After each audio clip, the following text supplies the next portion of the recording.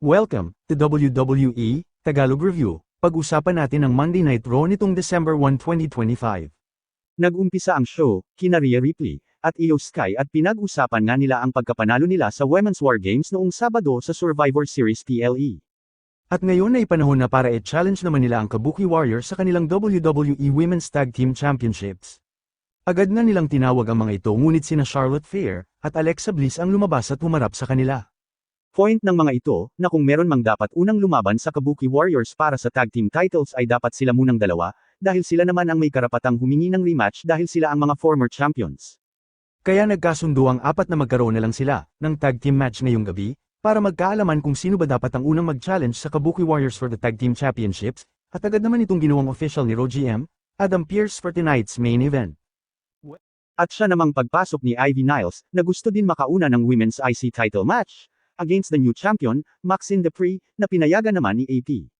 At pagtalikod nga nito, ay nandoon naman sina Paul Heyman, at Bron Breakker, na kinumpronte din agad ni Pearce, dahil maaring may kinalaman na naman ito, sa isang naka-fully covered person na nakialam naman sa Men's War Games match, noong Sabado.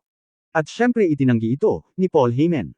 Ang gusto nitong pag-usapan, ay ang ginawang pagpin, ni Breakker, sa kasalukuyang World Heavyweight Champion na si CM Punk, kaya pumasok na ang tatlo, sa office ni Adam Pearce.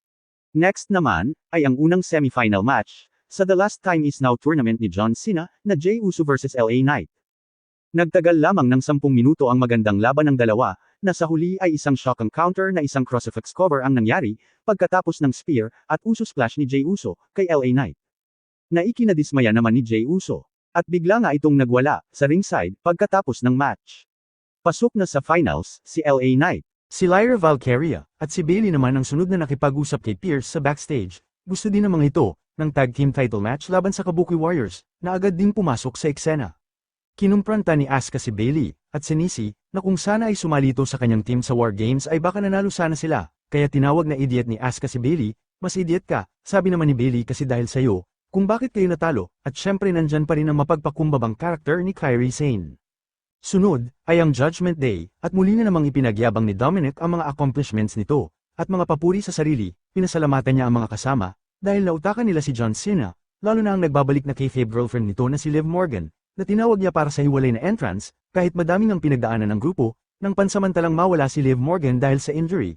Ayun na nga, muli na namang nakumpleto, ang Judgment Day. Isang video package ang next, ng training ni Natalya, kay Maxine Dupree, ito ay kasunod ng parang pag-e-ensayo din siguro ni Maxine, kasama si AJ Lee, bago nito talunin si Becky Lynch for the IC title. Si Adam Pearce ulit ang sunod, kinausap nito ang isang referee, at sinabihan na magmanman baka sakali na may makita itong kainahinala sa mga locker rooms dahil pa rin sa nasabing fully covered person na nakialam sa War Games, last Saturday. Next, ay ang World Tag Team Championship match, ng team nina AJ Styles, at Dragon Lee, o pwede ring tawagin, pag pinagsama ang mga pangalan nila, na AJ Lee, versus The New Day.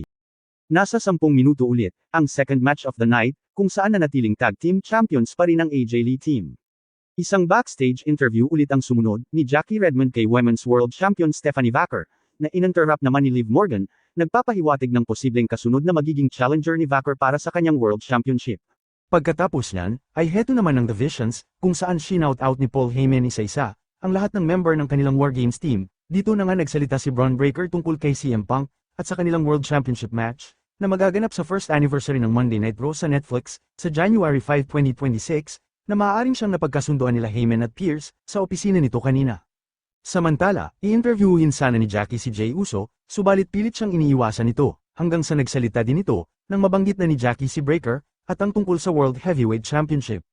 Sinabi nito, na marami ang gumugulo sa isip niya sa ngayon. Magkakaroon na ba tayo, ng isang Jey Uso heel turn? Sunod naman, ang third match of the night, ang second semi-finals match ng tournament ni Cena, na Gunther vs Solo Sikoa. Ilan sa mga highlights ng match, ay ang ginawang pag-counter ni Gunther, sa Samoan spike ni Solo ng sunod-sunod na mga chops. At nang uulitin na naman sana ito ni Solo, ay na-counter pa rin ito ni Gunther, ngayon naman ay ng isang slipper hold. Ngunit nakakapit ito sa ropes, at bigla nitong nahila ang pads ng turnbuckle. At nang naging abala ang referee sa pagsasaayos ng pads, ay nagkaroon ng pagkakataon si Tala Tonga na Mangdaya, at makialam sa kanila, hanggang sa mahuli sila ng referee, pero nagpatuloy pa rin ang laban, at nakatikim tuloy ng low blow si Tala kay Gunther at bumalik na sila ni Solo sa ring, at habang nakatalikod na naman ang referee, ay si Solo naman ang niloblow ni Gunther at sinundan agad niya ito ng powerbomb, para tapusin na ang laban. Pagkatapos ng match, ay dumating si LA Knight at nagharap ang dalawang finalist pero tinawanan lang ni Gunther si Knight. Ang finals ng tournament ay sa Friday Night SmackDown sa Biyernes, abangan next week, kung sino ang nanalo sa kanila, at babalik dito sa Raw, bago ang Saturday Night's main event sa December 13. Balik ulit tayo sa backstage segment na mas madalas pa kaysa sa mga wrestling match sa episode na ito. Nag-report na nga ang official na inutusan kanina para makakuha ng impormasyon tungkol sa misteryosong tao noong War Games match, ngunit wala naman itong napala. Tapos ay dumating naman ang tag champs, at hiniling na bigyan ulit sila ng championship defense match next week sa mas deserving na tag team, walang iba kundi ang War Raiders, at ito ay ibinigay nga ni Pierce sa kanila. Pagkatapos ng commercial break, ay backstage segment na naman ulit nila Jackie kasama ang Hall of Famer na si Rey Mysterio, at dumating si Logan Paul, para asarin si Rey, na napikon sa kanya kaya nakatikim ito ng sapak, pero bago pa man ito makabawi, ay nandyan na agad ang mga taga-awat.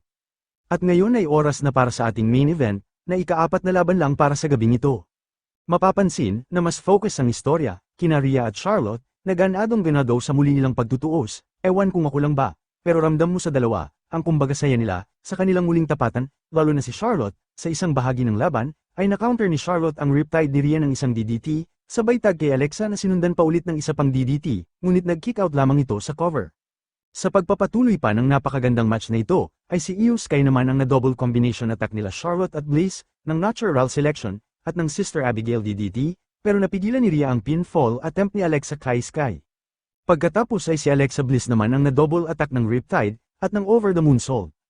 Ngayon ay si Charlotte Flair naman ang for the save para sa kanyang team. At dito na nga pumasok sa eksena, ang tag champs na Kabuki Warriors, kaya tinigil na ng referee ang laban, at walang nanalo sa kanila. Dumating naman agad ang team nila Bayley, at Lyra, para makisali sa gulo, at ng Judgment Day. Sa huli ay ang Judgment Day ang may huling stance, habang hawak-hawak nila Raquel at Roxanne ang mga championship belts, at dyan na din nag-end ang show.